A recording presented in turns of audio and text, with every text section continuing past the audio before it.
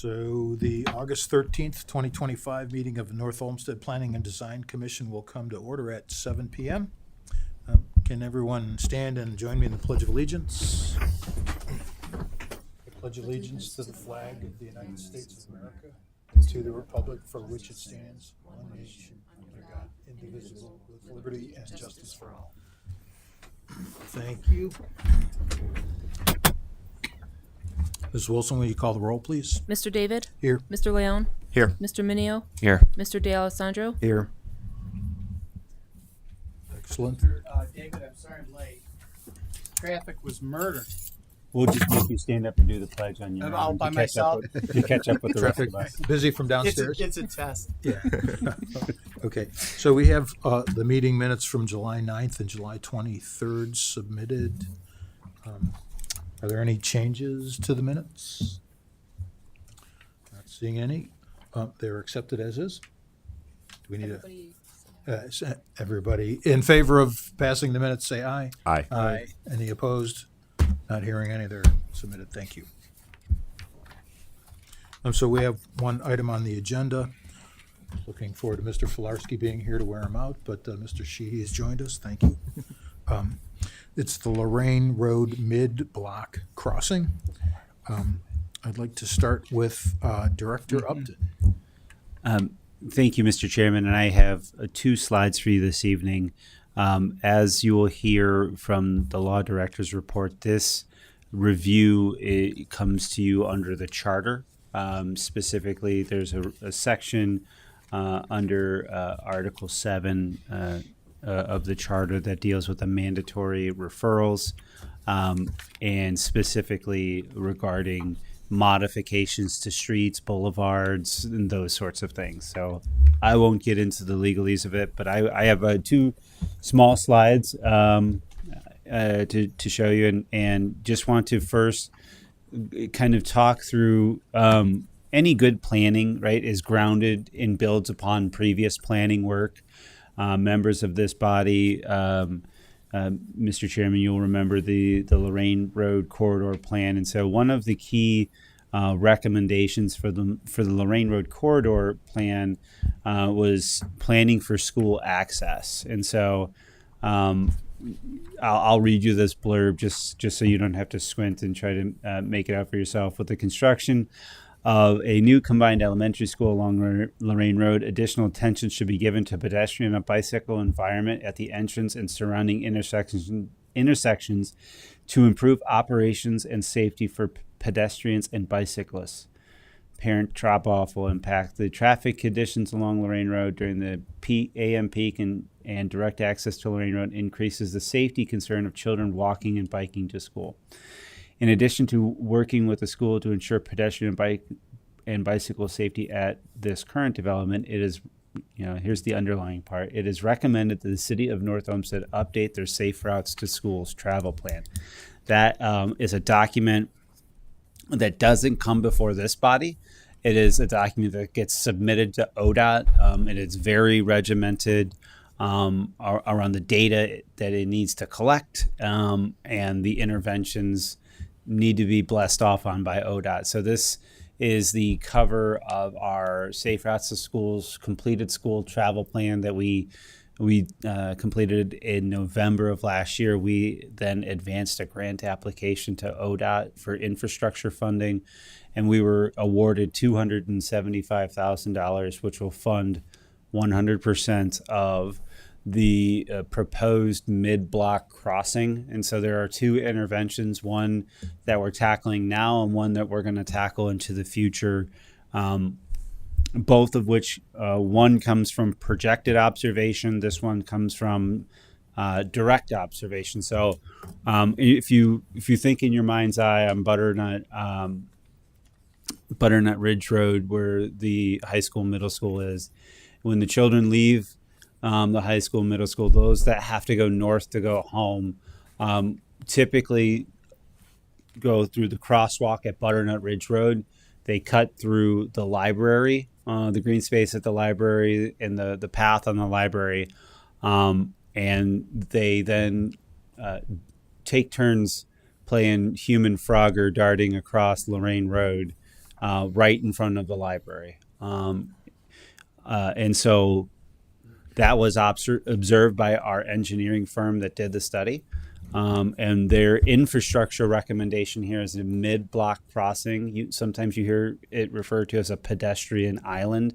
So this will also be accompanied by a hawk beacon, which is the same thing if you've been down Clegg Road since it's been finished in the north part, where you can get over to Little Clegg Park. There's a pedestrian activated crossing signal. That is what will be accompany this crosswalk as well. We are still working out the details of the planting itself. Where we want it to be green, and we're working on the right balance of salt resistant perennials that are low maintenance, so that we don't this median doesn't look like the Brook Park median once it rains and our crews can't keep up with all the weeding and whatnot. And so that is the project, and this body's task, as the law director will tell you, is to offer a recommendation as to whether or not this is a good idea. That concludes my report, Mr. Chair. Thank you. The city engineer, Mr. Sheehy, if you would. Thank you. This type of installation really, it provides that mid-block chance for pedestrians to get across the street. It does it very safely. It does it in a combination of providing really strong advance of warning to motorists, and it forces the drivers to become very present because of the island and because of the features of it, so that they're aware that this is an area that they need to slow down and really be paying attention. There's a lot of distracted drivers out there, unfortunately, and this type of presence in the median creates a bit of a visual, so that they're more likely to pay attention. Hey, this is an area where there's some activity. The lane narrows a bit, so they really have to kind of make sure they're holding onto the steering wheel. All these little subtle things are captured by having the island. The island itself provides a point of respite. If somebody crosses, they don't have to decide if they can make it all the way across, because they can do part of it at a time. It's really an excellent location on a very busy street, and it really creates, I think, the appropriate crossing for the city. They are becoming more and more common, so drivers are seeing them more at important locations like this. And as you try to encourage cyclists, walkers, dog walkers, the whole 9 yards, this gives you just another way to make the city more friendly for people, pedestrians and cyclists as well. And Mr. Chairman, I may add to this will be incorporated into the repaving project of Lorraine Road that will begin at the beginning of next construction season. So this will happen while the repaving is happening. Great. All as part of the same project. Thank you. Thank you, Mr. Sheehy. Director O'Malley? Mr. Chairman, the members of the commission, and thanks for the director queuing me up. You know, I always say that even the lawyer will get the answer right if you feed him the answer as you're asking the question. So as he made reference to Article 7, it's actually Section D. It's titled Mandatory Referral. It's in the, this provision of the charter describes your powers and duties, and as he made reference to, no public street should be widened, or established, widened, narrowed, etc., without being referred to the Planning and Design Commission. And you're still making recommendations to the City Council, but the recommendations have some merit to them. And I was looking specifically, and it says any recommendation for disapproval by the Planning and Design Commission that the City Council would like to approve. They have to do so by a 2/3 majority. So if you're against it, then the City Council wants to overrule your recommendation. They would have to get, I think, 5 of 7 votes. So I think that the rest of it is within the scope of good planning and engineering, and I think that it's wise for the director to comment on a review of the the landscaping. We've seen other improvements in the city that that maybe didn't survive as well as we would have hoped, and then had to subsequently be modified. And I'm thinking of the country club project. We got a nice grant, lots of nice improvements, and they had to be modified to manage the survivability, if you will. I think this is tremendous. I also think that it's brilliant that it's placed in such a way that all of the left turn movements that you ordinarily see in that vicinity, none of them appear to be blocked by this island.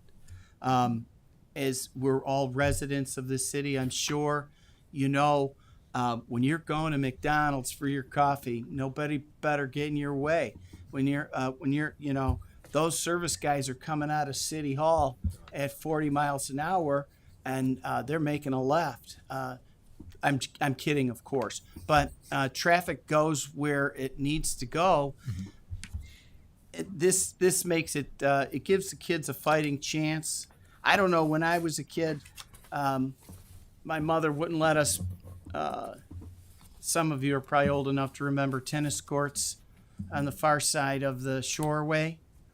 Well, she wouldn't let us play tennis over there because it was more fun to cross the shoreway than to play tennis. And she found that out. No more tennis. So enough of that. I leave it to you. Thank you very much. Any residents would like to speak? I don't see any residents, so I love this idea. Thank you so much for doing this. thank you. Totally understand. Great. So I don't think you need to come to the podium and state your name. We're good, thank you. So let's open the floor to the Planning and Design Commission to ask questions regarding the staff report.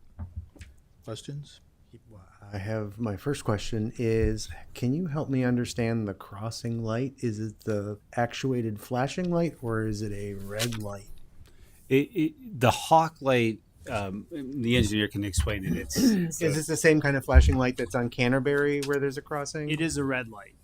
It is an actual It red is an light. actual red light. Okay. So the problem sometimes with the hawk style that are just yellow is some people take them as like, you know, caution, but don't really take them seriously. I think on a road, based on the roadway geometry, speed of vehicles, just the way that this sets out, it requires these are red lights. They will be legally obligated to be at a full stop. Not that they're not supposed to stop at the crosswalk already, but it'll be clear that they will have a red light in front of them that they have to make a hard stop.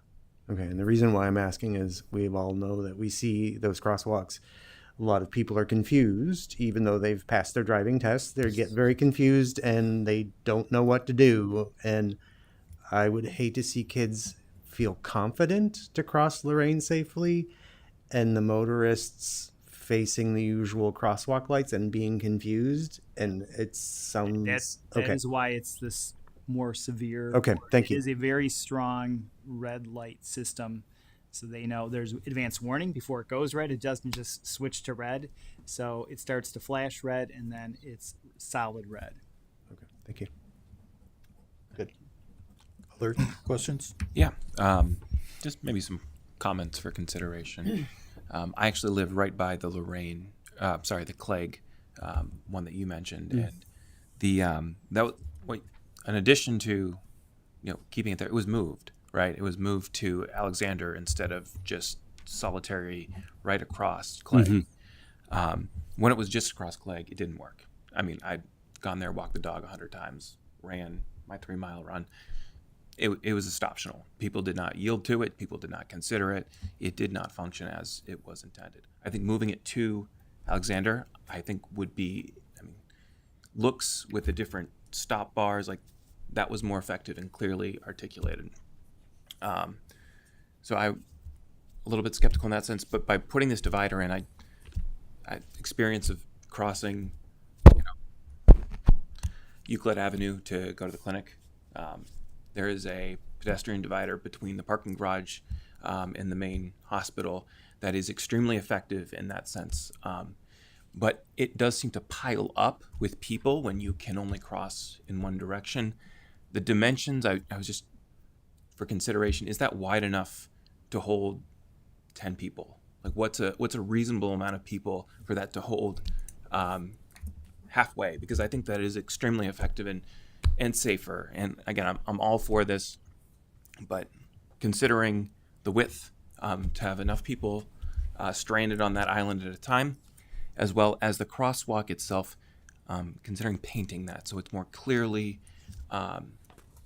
like a solid green or something that catches the eye. Because again, I've seen these effective, and I've seen them people blow right through them without any consideration. So the more indication, the stoplight, the red light's great, but those are my concerns, but also the positive things I see of this design.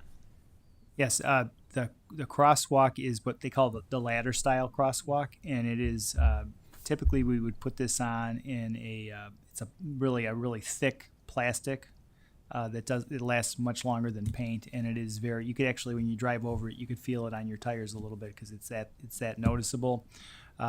With the combination of the new paving and the strong installation of the thermoplastic paint, this will be visually very obvious to motorists that are crossing over the crosswalk. To your point on the island, I don't know that we've necessarily locked in the exact dimensions of that space. I would have to review to see what the actual sort of maximum pedestrian traffic. We're not going to have like 1,000 people cross this a day. So usually it's 2 or 3 people walking. But to your point, somebody's walking a dog and they got a stroller or whatever, and all of a sudden you're taking up some real estate. I think it's a valid point, and yeah. I don't know that this is the finished version of it. It shows the general geometry, and we could take a look to see, is there enough of a pad? It's probably about a 10 by 12 pad, which is fairly large. You think about how many people fit in an elevator, different application, but far in a quarter of that space. I just didn't see the exact dimensions laid out. Right. So just something for consideration. I understand your comment. Yeah, thanks. Mr. Chairman, if I may ask a question of Commissioner Minio. So my understanding that it's your feeling that the city might consider what some might call asphalt art as part of the crosswalk. Is that a fair thermoplastic covering, a different color than the street, a polyurethane methyl methacrylate? Personally, if you want to get into the chemistry of it, not a chemist. I'm more of a. I'm more trying to tease out if like you're interested in public art and asphalt art to be considered, because just a visual contrast between the regular road and this segment. Because I have my own thoughts about asphalt art, and when we get to the second part of this around the elementary school, I would love to see a school of fish be painted on the asphalt as the kids crossing into the elementary school. That's my own thing, but neither here nor there. Other questions? Sure. Thank you for whoever put this together. Jana knows. I work for the school district. I'm a school bus driver. My job is to make sure the kids make it home safe. Mr. Chairman, if you can let me have a small point of privilege, I'll be as quick as I can. In 2004, my sister passed away in a car accident going to school. She was 15 years old. So the way life works, I ended up being a school bus driver, and it didn't hit that I love my job not because I get summers off and holidays off, but this one kind of made it obvious that my passion is because I get to make sure that kids make it home safe. So thank you for this. It extremely needed. My oldest, when he was going to Pine, we debated whether or not he was able to walk to Pine because we're right here in Butternut. And we're like, there's no way. Lorraine is just too much, and people are always looking at their cell phones, and, they're not going to pay attention. So this is extremely needed, and also for the new middle school and, the elementary school. When it comes to once the kids, let's say the kids are coming from the library, I would imagine there's going to be a button that they can press. Yeah, it'll be pedestrian activated, yes. Okay. If they cannot make it to all the way across, will there be another one in the middle of the island that they can also press to make it across? Will they kids, I mean, I see them walking all the time, leaving school, and you have let 3 kids walking, and then 10 feet back you have another couple of kids walking. My concern is that if there's going to be a timer or some type of and a timer for when they first hit the button on Lorraine on off the library, they make it to the middle. To me, it seems like it would not be safe if they can hit it and it turns red and keep going, because then the kids behind them may think that they're going to be able to make it through. So I don't know how that works. Yeah, it's The safety aspect of that. it's pretty carefully orchestrated, Yeah. and what you have the ability to do is to actually judge it and time it and Okay. make minor adjustments to it so that there's enough time in the queue. The goal really is to get everybody all the way across. Yeah, and I think that's always the idea, and that there's enough time. Both, there's a time when it says don't walk, but Yeah. you still have 10 seconds or something to clear it before the lights change. So I don't have the precise numbers, but I do know that this is something that can be adjusted based on how it's used. If they find that during as school's dismissed, you have 3:30, large yeah, numbers yeah. of kids, you could set the queue up that it lasts a lot longer if you Okay. needed to. So there's a lot of flexibility with how it gets installed and how much time it was. You don't want to have it too short. You don't want to have Of people course, yeah. press You don't button, want the gotta kids to have to hustle run. across. Yeah. But you also, if it's really long, then the drivers get annoyed, and Of then course. they tend to not follow the. So now, when let's say I am, kids in front of me, they hit it, they make it across, and I walk up to it. Let's say if I hit the button, will it be automatic or will it take? No, exactly. there's a little bit of a gap. Okay. Otherwise, you have It just becomes a red it's- light all the right. time. So there's a certain amount of lag between cycles, just like most crosswalks. Okay. A little bit of a lag. Perfect. Now, when it comes to the shrubbery in landscaping, we don't know yet. One thing that I noticed, the one thing that I learned and I saw in person, for my old job, I used to travel to Hoffman Estates, Illinois, and there was like a residential area. They had one of these, and what they did was, instead of plants, I mean, they had a few, but they also added like a platform for artwork to be utilized, donated, somebody that wanted to, and then that information was then posted on on the city's website. Hey, so and so donated a piece of artwork, which I think it kind of lively for the city as opposed to just plants, which I love. Don't get me wrong, but that's an idea that I saw in person. I thought, like, oh, that's really cool, and I think it will work here, and also, like you said, at the elementary school, the new campus in 2027. When it comes to tall trees, there, as a school bus driver, I'm sitting way up. Tall trees block the view down. So if we're gonna use large trees like in the pictures, It's going to be ground cover Okay. planting that is salt Perfect, yeah. resistant. thank you. Yeah, nothing super high because it's gonna block the kids from. No, when we seeing refer to the- street trees, we want to build trees on the outside of sides. the right of way, because believe it or not, as those trees mature and they create a canopy over the roadway, people naturally drive slower. It's just one of those things, like Mr. Sheehy talked about, that you don't realize that, like, one of the modifications that we're going to bring before you here in the near future is a standard that narrows the roadway. Right now it's 28 feet. It's way too wide. Yeah. You could have cars parked on both sides and then have cars driving down the middle of the lane. But that wider lane tells people, I got plenty of room for error. I don't need to pay attention, right? So it's a part of that overall strategy of like slowing people down so people can feel safe walking again around Lorraine Road.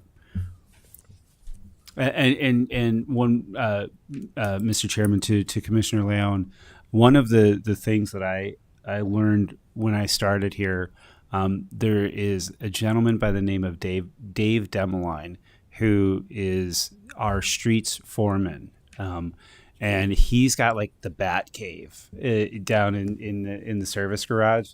There's cameras on all of the main intersections. He's got computers that deal with every single light that's synced up along Lorraine Road. So those boxes, like those all feed back to the mothership in Dave's office, right? And so as this thing kind of gets going, this will feed into what Dave already has. So we'll be able to tinker with the timing to make sure it's the safest, and maybe the timing in September is not the same timing in January, and it's not the same timing in April, right? And so that'll be dynamic.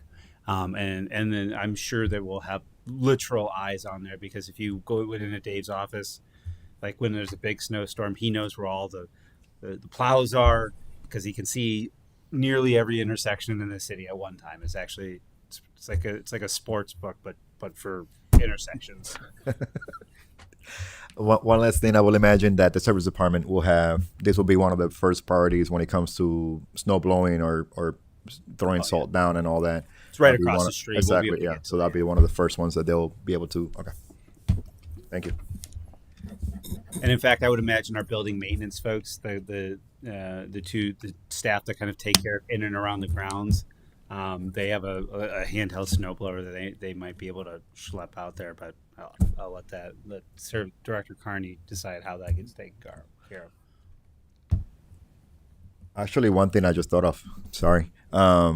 Since we're adding electricity and all that to the middle, what is the heated concrete pad an option? So I used to have that at my old job. It was like it was heated, so you didn't have to worry about shoveling or ice build up and all that. So just We could take that under consideration. I don't think that was part of the original, yeah. $275,000 that the state gave us. And so as we get to our stage 3 tracings, which is what we submit to ODOT for them to sign off on us going out to bid, which is sometime yet this fall. I mean, we can inquire, but Sure. Why not? Thank you. Thank you. So bear with me for a moment here. I'm definitely in favor of this plan, but my understanding is this isn't the final plan. in terms of the mid-block crossing, Yes. this is how the street will be narrowed. Okay. And so the review is on the narrowing of the street, not necessarily, it's not a development plan review where it's reviewing landscape and all that other stuff. We're signing on to the narrowing of the streetway by way of putting this mid-block crossing in. So really what we're looking at is the impact on the street, Correct. not necessarily. Correct. Not necessarily like our normal review of lighting and landscaping and all the things that we're used to. Great. Okay. Just curious here. Pardon me, but I didn't really see.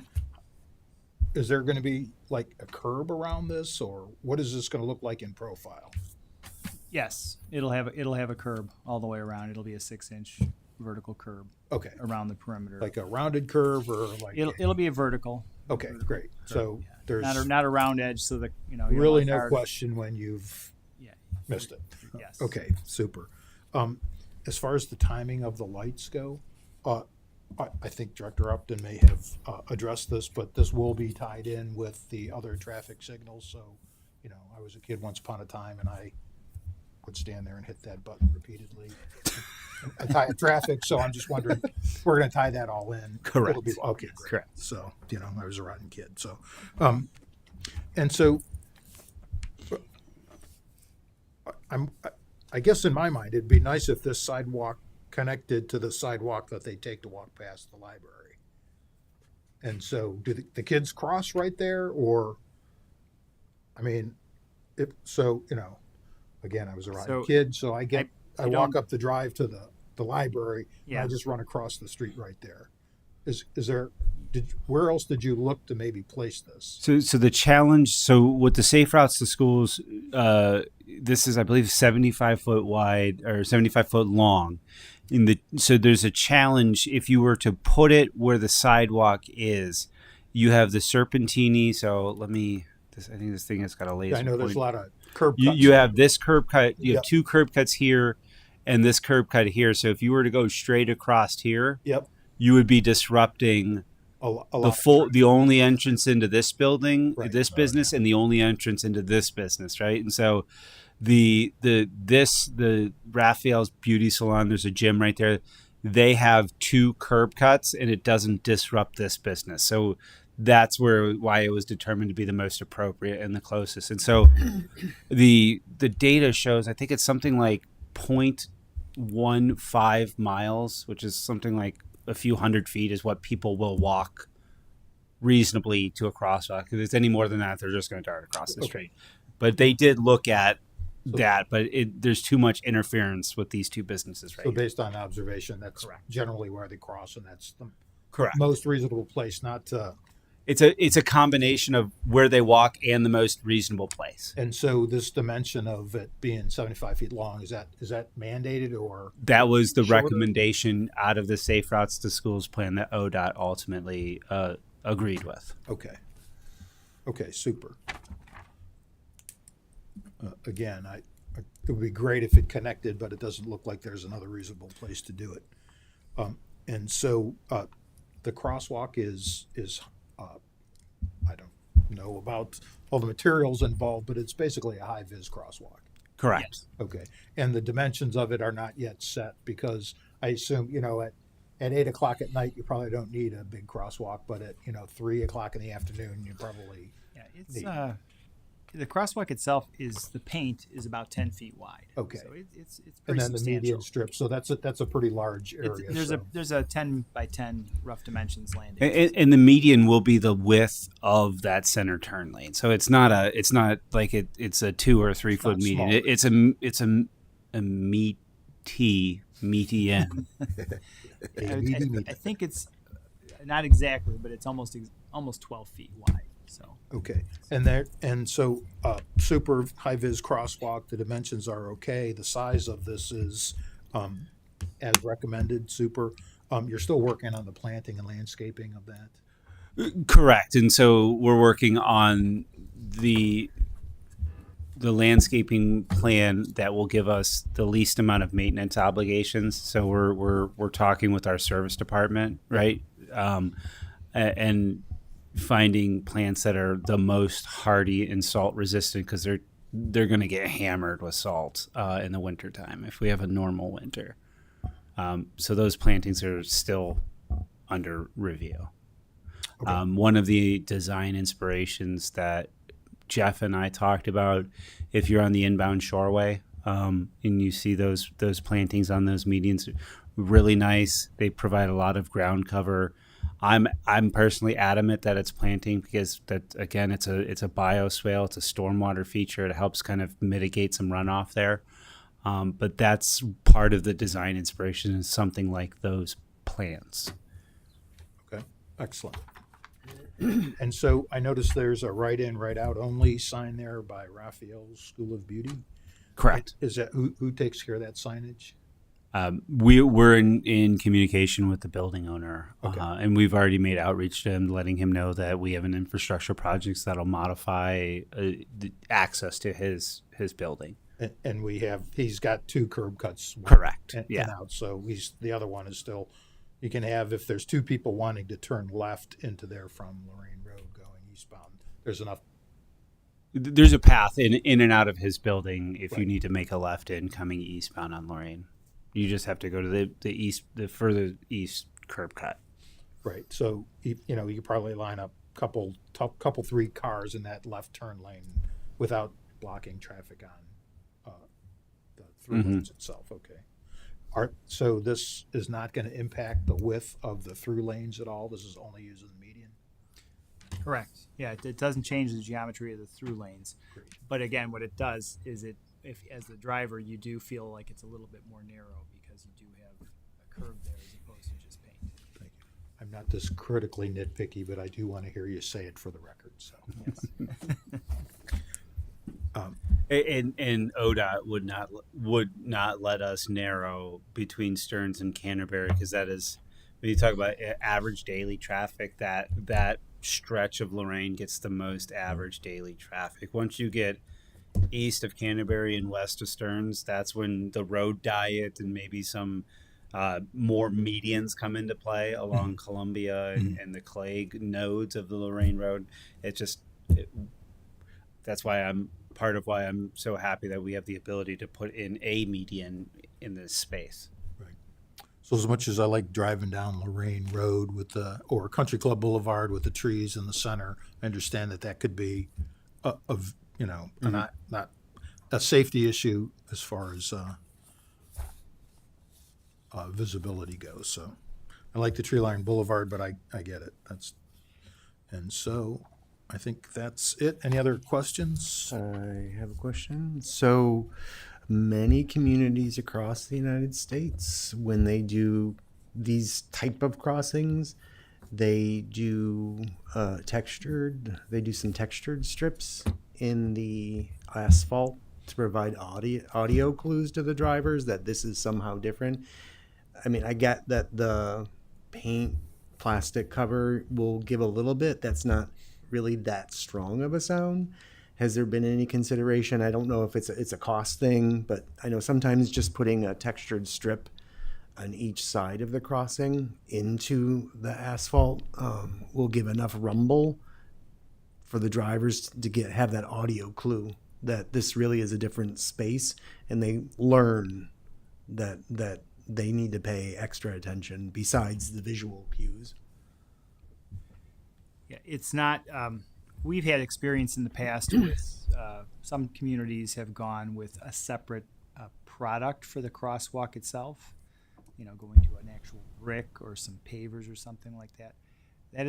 It's expensive, and it also does have a really bad maintenance down cycle that nobody really likes to talk about. The snowplows are brutal on it. It creates a lot of other problems for the city to maintain it, and then ultimately it doesn't function as a good crosswalk because it's constantly being worked on. We've also had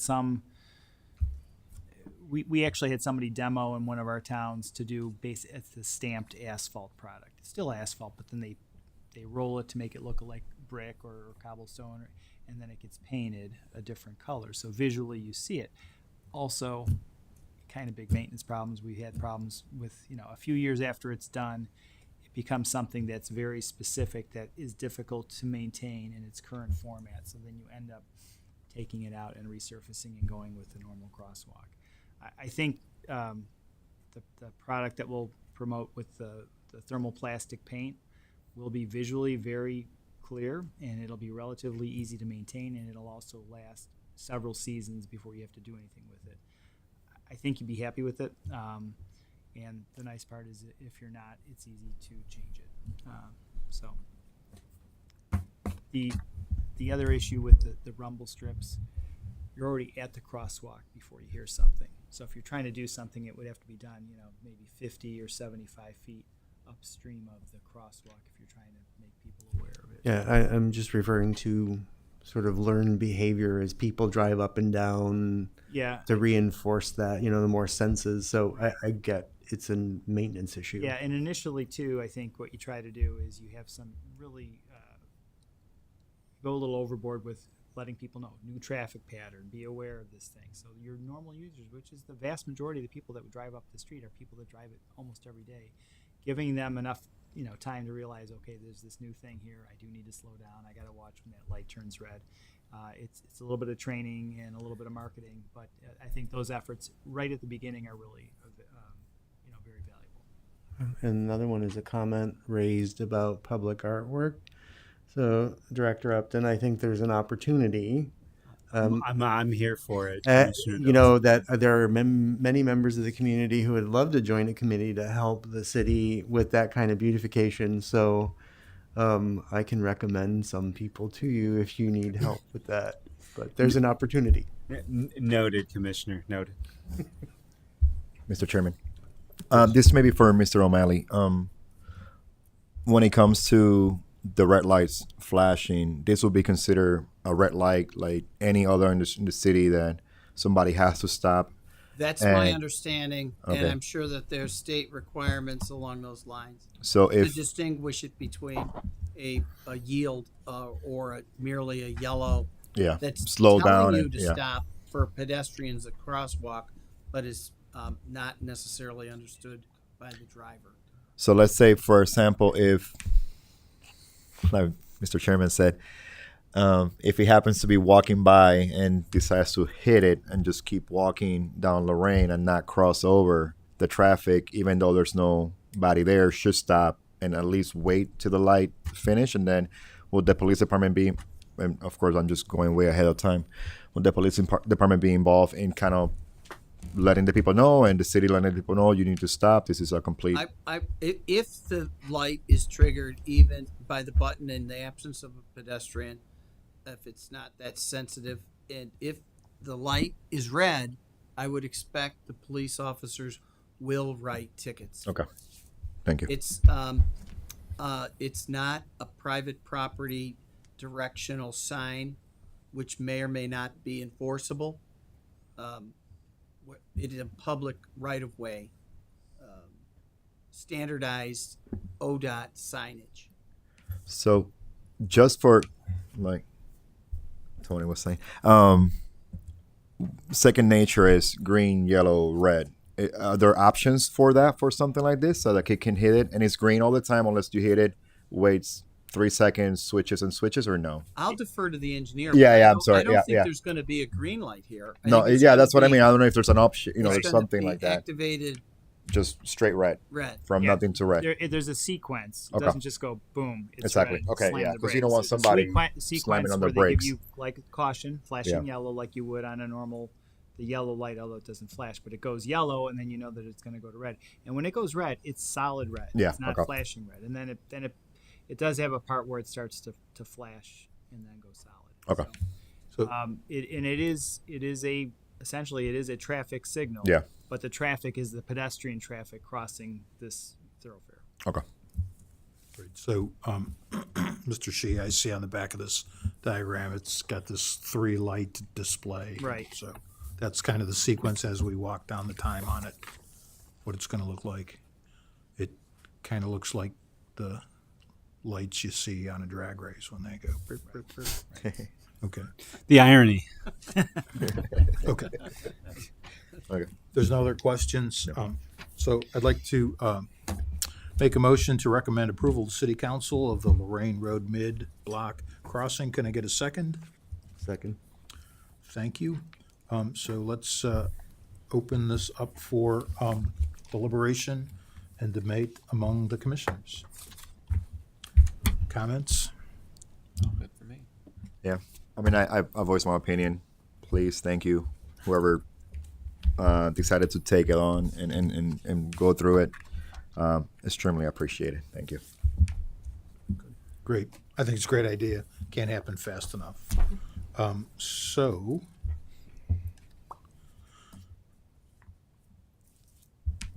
Ms. Wilson, will you take the roll? Mr. David, Yes. Mr. D'Alessandro, Yes. Mr. Minio, Yes. Mr. Leon. Yes. Motion passes. Fabulous. Thank you. Any communication? There was some scheduling snafu with the intergov committee, and so we're still working on the additional commissioners. That is, and reinforcements are still on the way. Super. Not hearing anything else, we're adjourned at 7:43. Thanks. Thank you.